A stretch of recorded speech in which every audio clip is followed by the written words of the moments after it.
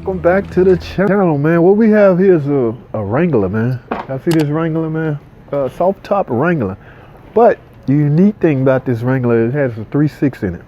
Now, as you can see from this view right here, doing some engine work on this 3.6 engine. It has a tapping noise, a loud tapping noise. Now, what we recommended, we end up recommending the engine because of the high mileage on it, but the insurance company, sometimes they take over. Let me show y'all what's going on. Sometimes the insurance company will take over and take over the diagnosis or the diagnostic. So they in essence wanted us to just tear it down so they can come out and look at it. All right, so they want us to take both the heads off. I assume they're gonna look at the cams.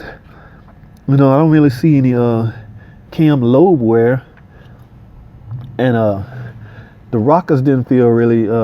You know how the rockers get on these when they starting to fail, all spongy and stuff. But I'm not sure what they're gonna look at that we can't look at. And at some point, sometimes we don't care because that relieves us sometime of the diagnostic. You know what I'm saying? If we end up doing what they tell us to do, and if it's wrong, they take all the blame for it, and that happens a lot.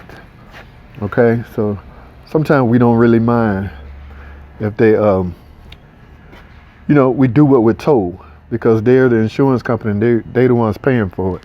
So they're going to, in essence, send an adjuster out here to look this thing over. We was instructed to remove both cylinder heads, and you know, the left side head can be removed without removing the timing cover, but the right side can't. You essentially have to remove the front timing chain cover, and that is quite a bit. You know, that's a big job. Okay, just taking the right side head off, it's not that bad, but no, I mean the left side, but the right side can be a little painful only because the cover has to come off, which means the pulley, everything in the front of the engine has to come off. So, but yeah, man, this Wrangler has a lot of miles, 230, I think.